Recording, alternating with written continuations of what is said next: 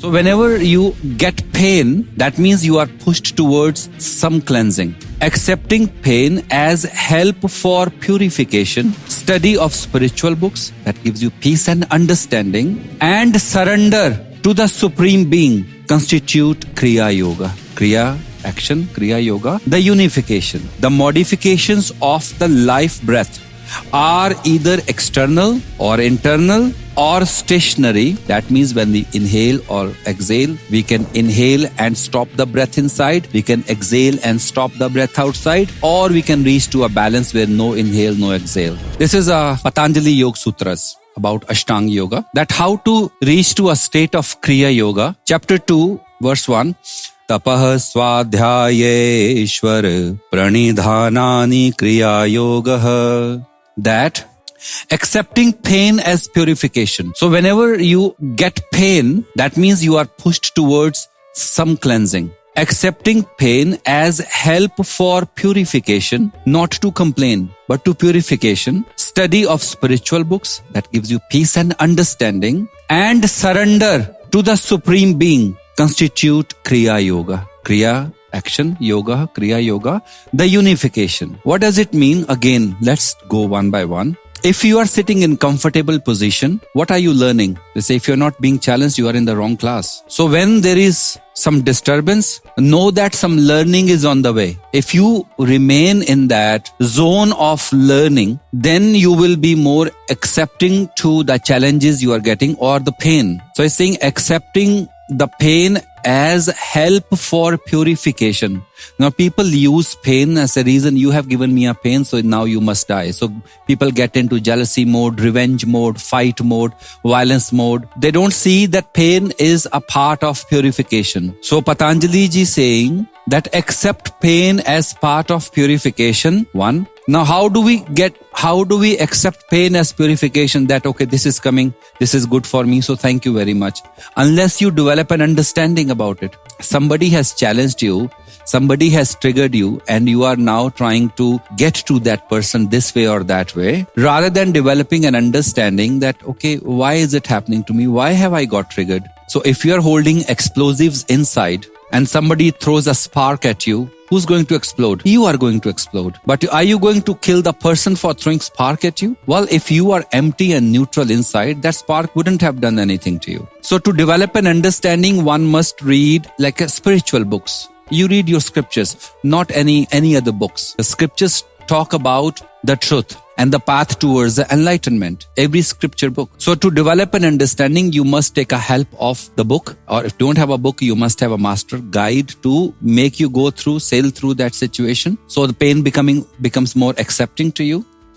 And then surrender to the Supreme Being. Surrender that someone is there controlling all of this, and it's not in your hand. You are just a pawn in someone's hand. The master planner is doing it. So things will happen, and things are happening to make you understand, make you stronger. So thank you. Then acceptance comes and life becomes easier after that. That is one, Kriya Yoga. What is Kriya? Then the internal Kriya starts, because now in the state of surrender and peaceful. How are you going to be breathless if your mind is going 100 miles an hour, million miles an hour?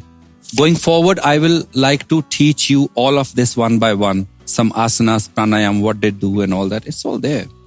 My favorite one. Tasmin sati shwas prashwas yor gati vichhedah pranayamah. What is pranayam? Tasmin sati. Tasmin, upon that. Sati, being acquired. Shwas, inhalation or breathing. Prashwas, exhalation. Gati, the movement. Vichhedah, stopping. Cessation. Pranaha, breath, your vitality. Ayamaha, to be stretched, to be restrained. Regulation. What does it say? Again, tasmin sate. Tasmin sati shwas prashwas yorgati vichhedah pranayamah. Pranayam, what is pranayam? You say, okay, that firm posture, that bracket firm posture being acquired. The movements of inhalation and exhalation should be controlled. This is pranayama. Second, I will read the other one. Bahya bhyantar stambha vritir deshakal sankhya bhi paridrishtau dirgha sukshamaha. That The modifications of the life breath are either external or internal or stationary. They are to be regulated by space, time, and number, and either long or short. That means when we inhale or exhale, we can inhale and stop the breath inside. We can exhale and stop the breath outside, or we can reach to a balance where no inhale, no exhale. I will explain. Let me read a couple of them. Bahya bhyantar vishayakshepi chaturthaha. Sanskrit is beautiful. There is a fourth kind of pranayam that occurs during concentration on an internal or external object. Tatah kshiyate prakashavaranam. As its result, the veil over the inner light is destroyed and you face the light. Dharana sucha yogyata manasah, and the mind becomes fit for concentration. Swa vishayapta prayoge chitaswarupanukar ivendriyanam pratyaharaha. When the senses withdraw themselves from the objects and the imitate, as it were, the nature of the mind stuff, this is pratyahar. When you withdraw the sense organs from the subjects, that is pratyahar. So first of all, to control the mind, sense organs must be withdrawn. The mind must withdraw the five senses back, and the mind must then go rest in the flow of the breath, and the flow of the breath rests in the nada. That's unification. And then the veil of the mind is lifted and the illumination happens. Illumination.